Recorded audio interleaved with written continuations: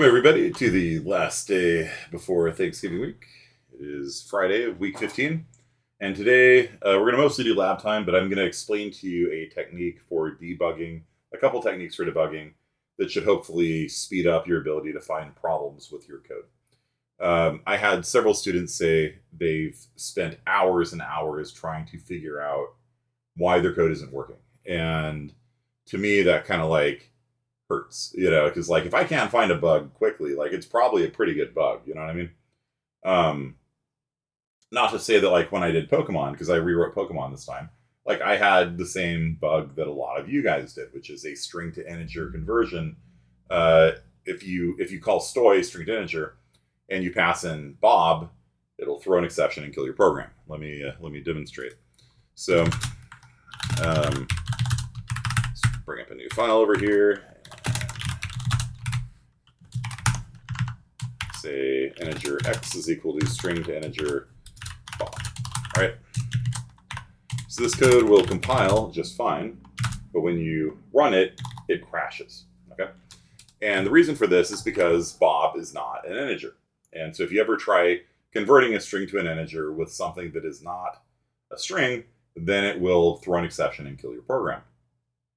On Monday, we'll talk about exceptions in more detail. But one trick that doctors hate, which is terrible, you shouldn't do this, but you can do it, is you can say this, which means ignore all the exceptions. So if you run this code,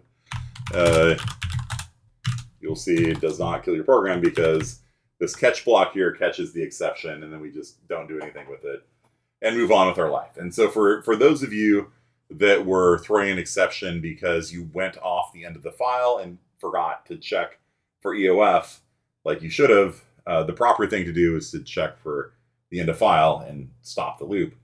But this one trick that doctors hate would have saved your grade, because it would have thrown stoy would have thrown an exception when you tried reading in. When you try reading off the end of the file, it's just going to return empty string. And then it will just ignore the error, and then everything works. Yay! It's not great coding. Okay, so yeah, we'll talk more about this on Monday. But that's a kind of ugly hack you could have used to save your program. Okay, so let me hop back into the Pokemon reference, which I've now broken. So if I compile the code and run it, I'm getting this error here. It's a stoy error, right? Show of hands, how many people on chat right now have seen this exact exception in their Pokemon assignment at some point? At some point, you tried converting between something that is not a string to an integer, and me too many times. I have hand, 5 hands. Yeah. Everybody does, right? And like I said, I rewrote the Pokemon assignment from scratch this year. So I did too, and I had a couple moments where I'm like, why is it doing this, So I'm gonna show you guys some tricks. Let's figure out why it's not working, So what you can do is, the first thing you can do is just see out all of the things. That's, maybe the easiest way of doing this, right? So you just, I don't know, see out, if you really want to be bad, you do this. And this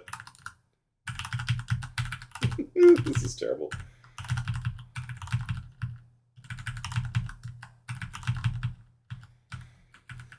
And I don't know, it's probably one of these, right? So replace 2, replace 3, replace 4, replace 5. Replace 6, replace 7, replace 8, replace 9. And it took, how many seconds for that to go. And you saw that it is throwing an exception after 1 and before 2 on the very first line. Okay? So this allows us to bracket. This is called bracketing an error. Okay? And so we know that it took place from the start of one to the, so it's in those 4 lines there. And since it's stoy throwing an exception, we know it's, we could put print lines before each of these. But, reasonably speaking, we know the problem is here. Okay. Now, we can't print the thing that was read from read line because it's inside of the stoy function. And so anytime you have a complex, this function is calling this function, is calling this function, is calling this function, and it's not working right, you have to pull it apart. Okay. So you have to split it into multiple lines so you can figure out what's going on. Okay. So I'm going to YYP and just keep the old one there. And then we're going to do this one piece at a time. So we're going to say string temp is equal to read line ends comma like that. And then we're going to say cout temp. And then we will do the stoy like this. You guys understand? So this is what we had before.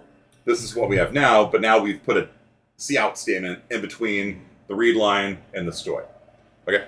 And so this is going to let us find out what it is it's reading without having to open up a debugger, which is a step that we can always take. And I'm going to show you that next. Are you guys hearing a lot of gardener noise? Is that coming through?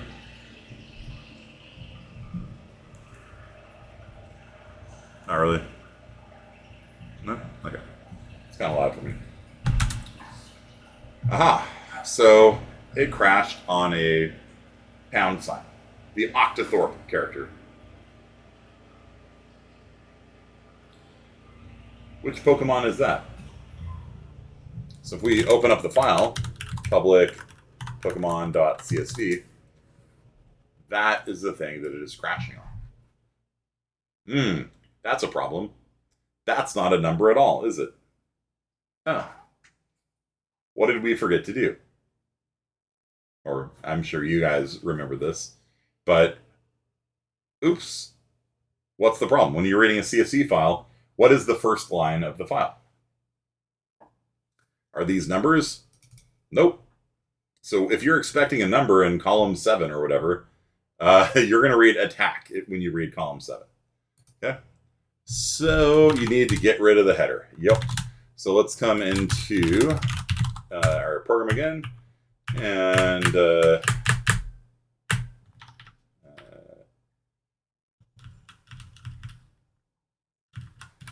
maybe we just, what do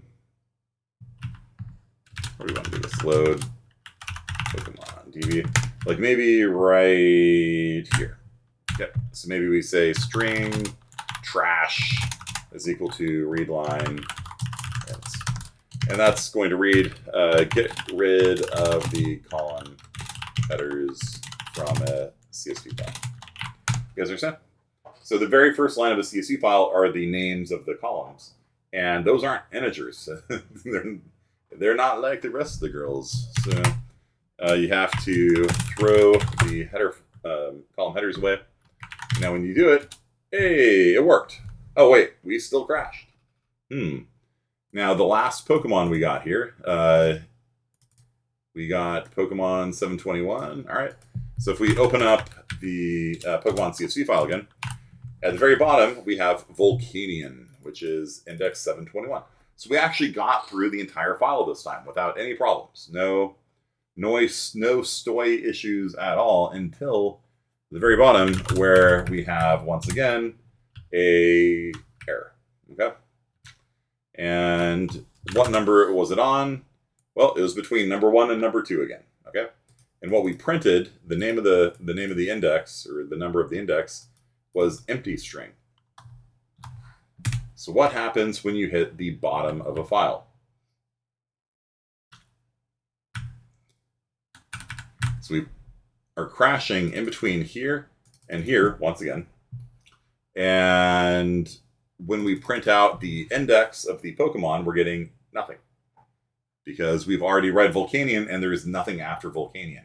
And so we read a line after Volcanion, and it just returns empty string. And then we try converting empty string into an index, and it crashes.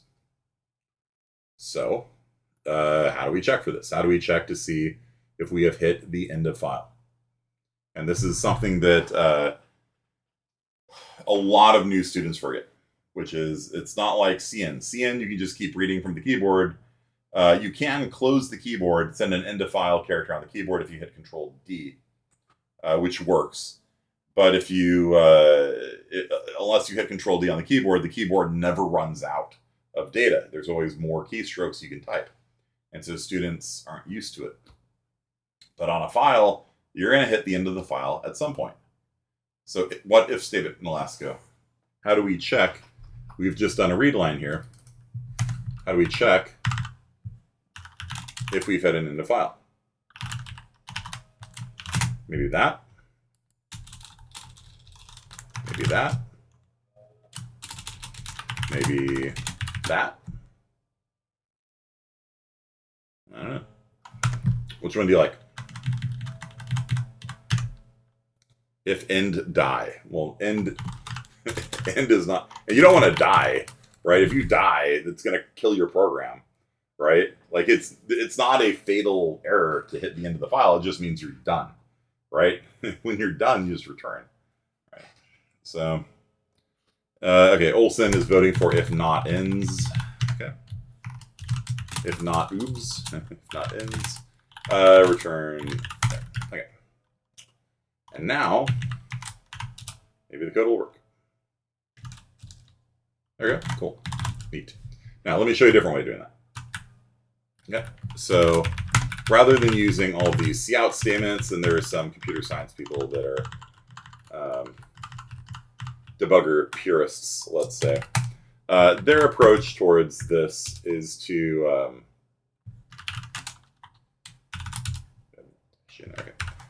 so we're crashing, right? Their approach to it is to type gdb a.out. Okay, and so what that's going to do, it's going to open up our executable instead of the GNU debugger. GNU stands for GNU's not Unix. Well, what does that GNU stand for? GNU's not Unix. So gdb a.out, open that up, and we type run. Is this being recorded? I sure hope so, yes. Okay, so we hit run, and now it runs our program, and we're running our program inside of the debugger. And so we just load the file, and boom, our code crashes. But what's nice is when you crash inside of the debugger, it knows exactly where you are. I compiled my code with debugging symbols on, and it does that for you guys by default, which is the -G flag. If you write your own makefile or something, make sure you always include the -G so that you get debugging information. And so we're dead. And we're dead on pthread kill line 44. I didn't write a program called pthread kill. What are you talking about? So what we need to do is backtrace. Okay, so backtrace tells us where we're actually at inside of the program. Okay, and so you can see here at the very bottom, the highest level is main, and main calls this, and then that calls this, and then that calls this, and that calls this, all the way down. And so I don't care about any of this stuff up here. This is all standard library, POSIX, raise, like none of this is my code. None of this is my code. Okay. Here's the last thing that I called. Okay, and so I called stoy, and I passed in an empty string. That right there saves me all the hassle of having to see it out. And I also don't need to print out where all the different lines are because I called stoy from line 41 on main.cc. Okay, and that was called from this thing here in my read header file on line 132. Read was called from main.cc line 65. That function, which is called load Pokemon DB, was called from main on line 216. So the place though where I'm crashing is right here. Main.cc line 41. The colon means line. Okay, so if I go to main.cc line 41, sorry, let's try that again with the vim on there. Vim main.cc line 41, that's the place where I died. And it told me why it died. Temp was an empty string. Okay, and if we even rewind further back in time, where we don't get rid of this trash line here, G++ -G main.cc. If we go back even further, gdb a.out to our first bug, run, hit it, backtrace. That's the workflow. Okay. Compile, run in GDB, crash the program, and then backtrace to see where we crashed. We can see here, boom, that's the problem. So on line 41, we called stoy. Stoy was passed an octothorpe character as the thing to convert from a string to an integer.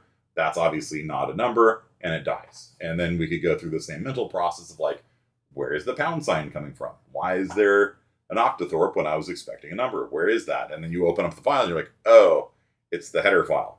Boom. You guys understand? So people will argue over what's faster for finding bugs, either scouting all the things or, logging or using a debugger or whatever. And my answer is whatever gets you to the bug the fastest is the right approach for you. Okay. So whatever approach you could take to find those mistakes quickly. Let's see if I can undo all the mistakes here. Okay. And then put that back in. Whatever you can get to find the mistakes quickly. 721 seems right. Let's run input tester. Boom. All right. Good to go. Whatever approach finds the bugs for you the fastest is the right approach. Okay. I'm honestly, like, my first instinctive reaction when code doesn't work right is just to print out some things and just see, is it crashing on the first line? Is it crashing on the last line? Crashing on the second line? Because remember, the column headers are the first line. Just give me an idea of why it's crashing. And I can find that using cout very quickly. I can also find it out using GDB very quickly. So, it's not, I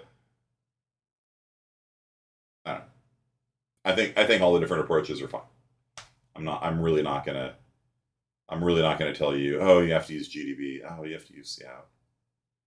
Whatever works for you to find the bugs. Because I had a student spend 9 hours trying to find why stoy was killing his program. And that's not a good waste of your 9 hours. You know what I mean? Like, it's really not. You should be able to find it in like a couple minutes, maybe, something like that. And I had the same problem that you guys did. It's just, I'm like, okay, well, why is it doing this? I'm like, oh, I forgot to throw away the header file. Yeah, the header, the column headers. Done. Fix it, run it again. Oh, it crashed again. I forgot to check for end of file. Let's check for it. So it's not like I don't make mistakes. It's not like I have some superhuman ability to just be perfect all the time or something like that. The I would say one of the main things that separates out an experienced programmer from a new one is just we can hunt down those bugs. And it also helps, like, that we know when stoy will throw an exception, right? Like, if you were not aware that stoy would throw an exception if you pass in Bulbasaur to it, then that would probably confuse you. I don't know. So there's probably some of that. But, like, mostly, I would say that experienced programmers can actually hunt down bugs efficiently. I think that's one of the main things that separates us from new programmers. The other main thing being we know it's out there. We know what functions exist already. We know what's in the standard library. We know it's in Boost. We know what data structures are. We know the standard algorithms. And then rather than reinvent the wheel every time, we just like, oh, you want to sort a vector? Let's call sort rather than writing our own. You missed the story part of the error and wasted 10 minutes trying to see if the vector is going out of bounds. That's fair. Yeah. Another mistake I made was when checking for duplicate Pokedex entries, because the CSV file that we're using for this semester has like mega versions of different Pokemon, and they have the same Pokedex number. They follow immediately after the first one, but they have the same Pokedex number. And so my code said if my index matches the index of the last element in the vector. So dot back on a vector gives you the last element. So if the index of the last guy that I've seen matches my index, then just throw it away. Like, don't do anything with it. And that worked fine, except it crashed. And the reason why it crashed was if you call dot back on an empty vector, you're saying, hey, give me the previous guy. There isn't one. And it throws an exception or seg faults or something, right? I'm like, oh. Okay, let's just add in a check that says, as long as there's at least one guy, then we will get the previous guy. And that worked just fine. Now, some of you might be saying, like, how is it possible that, why is this not seg faulting on, well, I don't know if it's a seg fault. Why is it not throwing an exception? And the answer is, the way that C++ works with an AND, if the first thing here is false, it does not do the second part. Okay? So this is, I'm relying on something here called short circuit evaluation. Right? Because if the first part is false, it is impossible for the entire if statement to be true. False ANDed with anything is false. And so if this thing is false, and size is false when it's 0, in other words, if the vector is empty, then it doesn't actually do this and crash our code. So it actually doesn't do the right-hand side at all if the left-hand side is false. And so that's why I wrote my code this way. I could have rewritten it. I could rewrite it like this. And it'd be the same thing. So if there's an element, then check to see if there's a duplicate, and if there is, continue. But because I know computer science, I know about short circuit evaluation, this is actually guaranteed by the language to always happen. Then I can just put it all in one line like that. So that was another problem I had, and maybe let's see what the debugger will tell us about that. Okay, so YYP. Put that bug back in and show you how you could like use the debugger to hunt that one down too. Okay, is this fun for you guys? I don't know if it's fun. Is it useful for you guys? GDB, A that out, run, hit it, crash. Okay, because honestly, if you're spending 9 hours hunting down a bug, my lord, backtrace can be abbreviated BT as well. Okay, so we are here, and we crashed on line 217 of main.cc. Okay. So let's see, print Pokemon DB size. Can we do that? 0. Okay. So you can actually get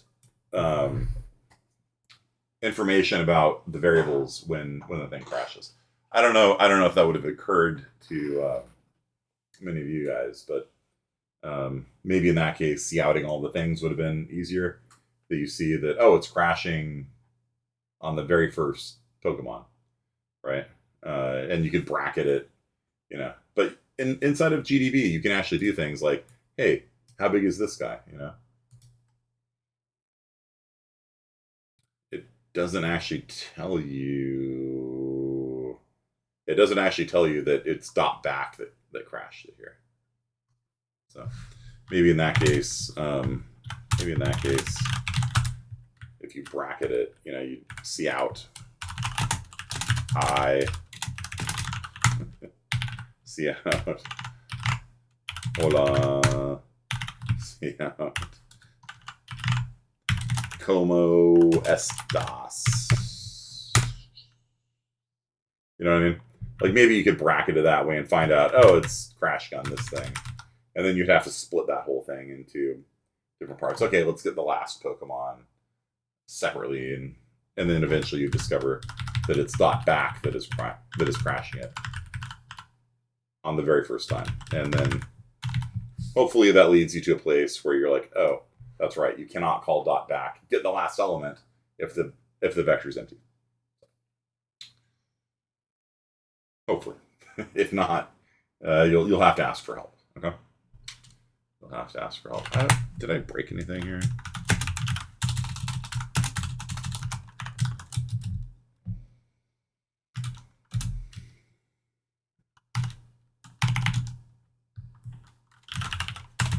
One of the nice things about using TDD, you can actually verify if you broke anything. Okay, good to go. So that is my 25-minute long lecture on how you can bracket a bug find it, fix it, and not be stuck staring at your screen blankly for 9 hours. Last case, worst case scenario, ask for help on Discord. Girl, speak. Can I play Valheim with Daddy? You can. Okay. Wait, can I just call her right now? Just to go for it. Ask when. There you go. Have some fun Valheim time, girl. Friday. Pre-X, post-X, yeah, exactly. You don't do hola, como esta. In the previous class, I printed out, I don't want no scrubs. A scrub is a guy who can't get no love from me. Which always bugged me. It was a line that always bugged me because it's circular. It's a circular reference. Why don't you like scrubs? Well, because scrubs are guys who can't get no love from me. But why? Why is Louie on the bed? Oh, the cat snuck in? Yeah. Yeah, okay. Bring him in here. How did he get in here? I sold some of your cookie dough. The lady came by. Oh, okay. Alright, so that's about it for today. And Ada, bring the cat in. We'll show the cat off to the people. He's too happy? Okay. He's not our cat. He just sneaks inside and loves being in here. Okay, so lab time for today is to write what essentially amounts to all of Pokemon Part 2. So Pokemon Part 1 was due today. I've already graded it. If you didn't finish it, you're going to need to finish it because Part 2, I don't give you a Part 1 version of it. You have to do Part 1 to do Part 2. So get it done. Hopefully the code that I showed you today is pretty much most of it. So you should be able to hack it together from what I put up on the screen today. But what you have to do for Part 2 is essentially the Pokemon damage equation. Okay? So in Pokemon, you guys are all familiar with the concept of Pokemon, right? You have Pikachu shooting, somebody with a lightning bolt, that kind of stuff. There is a little bit of algebra here. And that is how much damage a move does. Okay?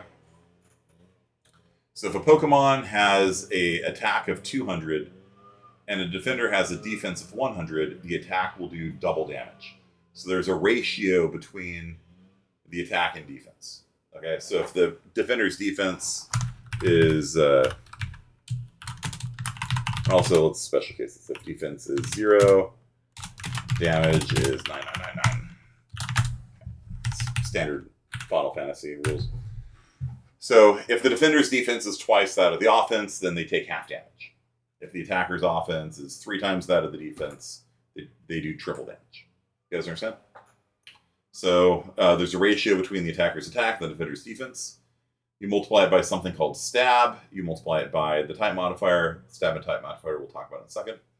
And then you multiply it by the power of the move. So if the move normally does 50 damage, and the attacker's attack stat is twice that of the defender's defense, then the 50 damage would turn into 100 damage. Wow. Okay. So this is what you have to do in lab time today. Even if you don't have Part 1 done, you don't need Part 1 done to just write this one function here. This function is going to take in 2 Pokemon, a const reference, and it's going to take in a move. And you have to figure out which one of the Pokemon is the attacker and which one's the defender. And in Pokemon, the Pokemon that has the higher speed is the attacker. Okay, so I've given you one of the lines here. The other line you'll have to do is, for the defender, it'll be the opposite of this. And so you need to figure out which one's attacking, which one's defending. And then you do the algebra here. If you're doing a normal move, it uses normal attack and defense. If you're doing a special move, it uses special attack and special defense. Now, what is stab? Stab is the same type attack bonus. So if you have a fire Pokemon doing a fire move, it does 50% bonus damage. So if a Charmander does fire spin, it will do 50% more damage. If it's Charmander doing Hyper Beam or something like that doesn't match its type, then it just is 100. It's just normal damage. Okay. So there's only 2 possibilities for stab. One is there's no match. It just times 1. In other words, do nothing, whatever. And the other one is one of the two types of the Pokemon, because remember, Pokemon can have two types. You can have a fire dragon type, right? So if the move that you're doing is fire type, or if it's dragon type, then you do 50% bonus damage. Okay. Same type attack boost. The other thing in here is the type system. Okay, and so for lab time today, you're going to do essentially the heart of Pokemon Part 2. But the type system will take a little bit of thinking, maybe, how to do. Because I've given you a file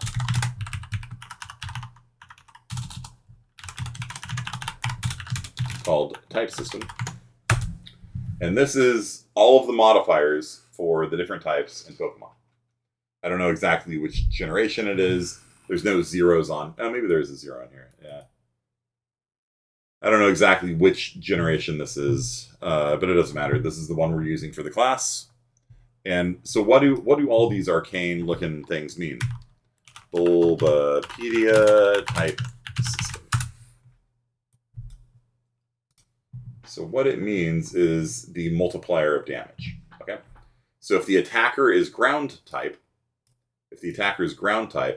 and they're attacking a rock Pokemon, for some reason, if you throw sand at a rock, it does double damage.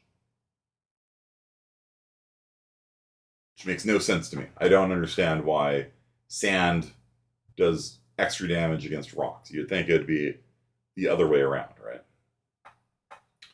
Erosion. Do type copy Pokemon main.cc. Yep, I would do that. I'd copy it over. However, ground type does no damage to flying, but rocks do double damage to flying. So, little rock, paper, scissors in there going on, I guess.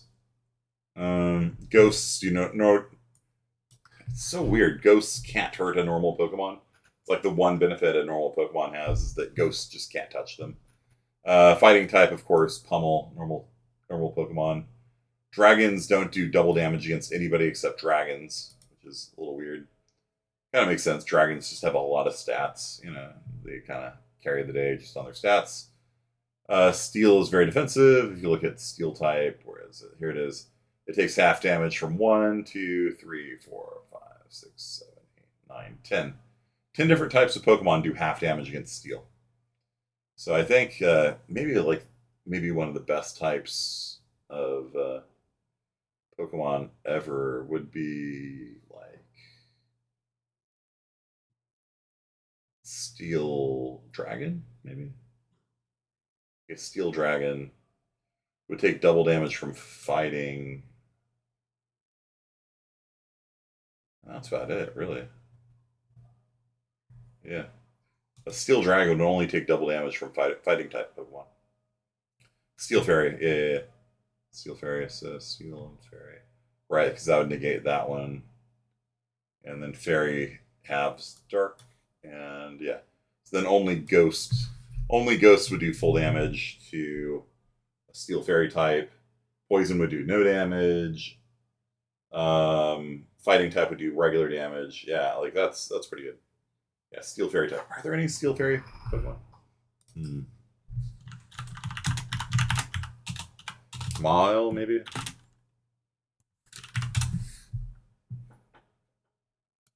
Megierna? Tinkaton? I've never really heard of this guy. Yeah, Mile, right? Yeah. Yeah, their stats kind of suck, though. Anyhow, so that's what we have here. So this text file here is the type system. And so the first row in the first column means normal type. The second one is fighting type. So you can see here, fighting type Pokemon do double damage against normal type. They do 0 against ghosts, I think. Ghosts do none against normal type, etc., etc. So you're going to have to parse this file and work that in. You do not need that. You do not need that for lab time. Okay. So for lab time, all you have to do is this function right here. Okay. So just assume that there is a function you can call that gives you the type modifier. You know, if you're doing fire against plant type, it does double damage, but fire against water does half. And if they have 2 types, then they both stack. So if you're fire damaging a water and plant type, water would do half, plant would do double, so they cancel out. They multiply together, basically. So 1/2 times 2 is 1. So if you do times 0 with one of them and times 2 with the other, you do times 0 because they multiply together. You guys understand? Is this too much, Caesar?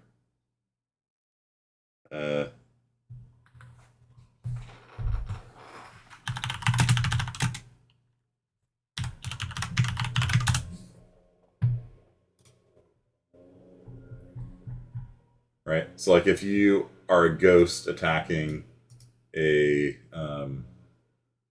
normal flying type, you have to look at both of the defense types. If you're using a ghost move, on a normal flying Pokemon like Pidgeotto, you multiply together the times 1 and the times 0, you get times 0. If you are a fighting type fighting an ice rock, fighting type does double damage against rock, it deals double damage against ice, so you do quadruple damage. It would be super effective. Does that make sense? Because Pokemon can have 2 types. The move can only have 1 type.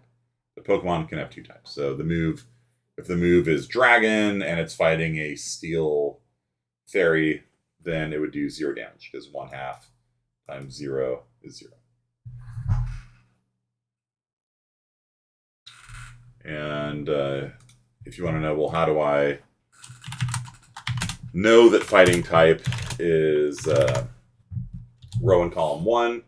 You guys remember how we talked about hash tables, things like that? So this is a mapping between a string and a row and column value.